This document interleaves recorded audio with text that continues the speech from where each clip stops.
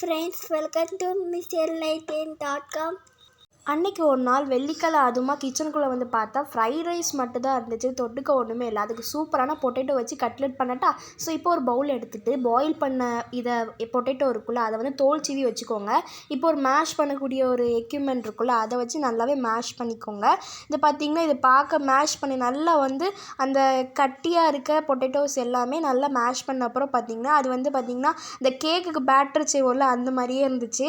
So நான் கை வச்சு பார்த்தேன், ஆனால் அது நிறையவே மேஷ் பண்ணாமலே இருந்துச்சு. ஸோ இன்னும் நல்லாவே மேஷ் பண்ணிவிட்டு ரொம்ப சாஃப்ட் பேஸ்ட்டாக பண்ண போகிறோம். ஏன்னா இதுதான் பேட்டராக இருக்க போகுது நம்ம குக்கிங்க்கு. ஸோ அது ஓரமாக பண்ணி வச்ச அப்புறம் நான் இதில் வந்து ஒரு ஹாஃப் கப் இல்லை ஒரு 1/4 கப் அளவுக்கு ரோஸ்டட் ரவா வந்து இதில் ஆட் பண்ணியிருக்கேன், ஒரு மொறுமொறுப்பு கொடுக்கறதுக்காண்டி.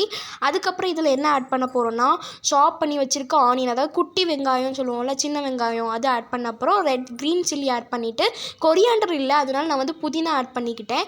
ஸோ அதுக்கப்புறம் கறி லீவ்ஸ் போட்டு நல்லாவே போட்டுக்கோங்க. அப்புறம் 2 tablespoon of breadcrumbs வந்து ஆட் பண்ணிட்டேன். அதுக்கப்புறம் வந்து டொமேட்டோ சாஸ் வந்து தேவையான அளவு கொஞ்சோடு தான் ஊற்றினேன். அதுக்கப்புறம் சோயா சாஸும் தேவையான அளவு. அடுத்து 1 டீஸ்பூன் ரெட் சில்லி ஆட் பண்ணிவிட்டு 4 பிஞ்ச் ஆஃப் கரம் மசாலா, அப்புறம் 1/2 டீஸ்பூன் ஆஃப் பெப்பர் ஆட் பண்ணணும். கரண்ட் வந்து கட் ஆயிடுச்சு, அதனால் கொஞ்சம் இருட்டாக இருக்கும், அட்ஜஸ்ட் பண்ணிக்கோங்க. அடுத்து சால்ட்டு ஃப்ளேவர் கொடுக்கறதுக்காண்டி சிக்கன் 65 மசாலா போட்டு நல்லாவே மிக்ஸ் பண்ணி வச்சுக்கோங்க. ஸோ இப்போ பார்த்திங்கன்னா நான் கையில் தான் ஃபஸ்ட்டு ஸ்பூனில் தான் விரவிட்டு இருந்தேன். அதுக்கப்புறம் நான் வந்து விரவுன அப்புறம் நான் வந்து என்ன சின்ன மிக்சிங் வித் ஹேண்ட்ஸ், அதாவது கையை வச்சு மிக்ஸ் பண்ணிவிட்டு அது வந்து ஒரு பேட்டர், அதாவது கட்லெட் ஷேப்புக்கு வந்து கொண்டு வந்துட்டேன். ஒன்றா கட்லெட் மாதிரி ஷேப் கொண்டு வந்த அப்புறம் நான் ஒவ்வொரு தட்டில் வந்து ஒட்டாத அளவுக்கு கொஞ்சம் எண்ணெய் தடவிட்டு அதுக்கு மேலே வச்சுக்கோங்க. அப்போ தான் அது வந்து தட்டில் ஒட்டாது.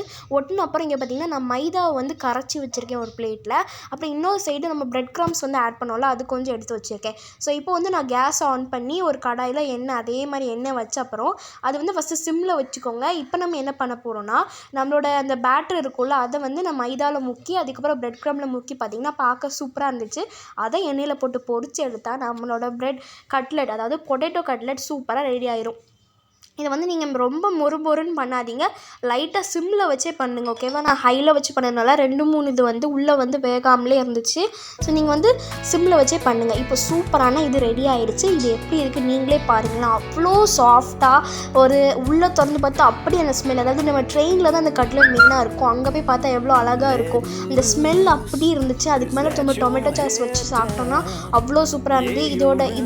இது கூட நம்ம என்னெல்லாம் வச்சு சாப்பிட்லான்னா ஃப்ரைட் ரைஸ், வெஜிடபிள் பிரியாணி, அந்த மாதிரி சூப்பரான ஐட்டம்ஸ்லாம் வச்சு சாப்பிட்லாம். இது வந்து பொட்டேட்டோ கட்டினால வெஜ்ஜு சாப்பிட்றவங்க, அதாவது வெஜிடேரியனுக்குலாம் ரொம்பவே பிடிக்கும், சூப்பராக இருக்கும். நீங்களும் இதை ட்ரை பண்ணி பாருங்கள். அதுவும் நான் ஃப்ரைட் ரைஸ் கூட வச்சு சாப்பிடும் போது அவ்வளோ சூப்பராக இருந்துச்சு. இந்த வீடியோ பிடிச்சா என்ன செய்யணும், சப்ஸ்கிரைப் பண்ணிடுங்க. பாய்.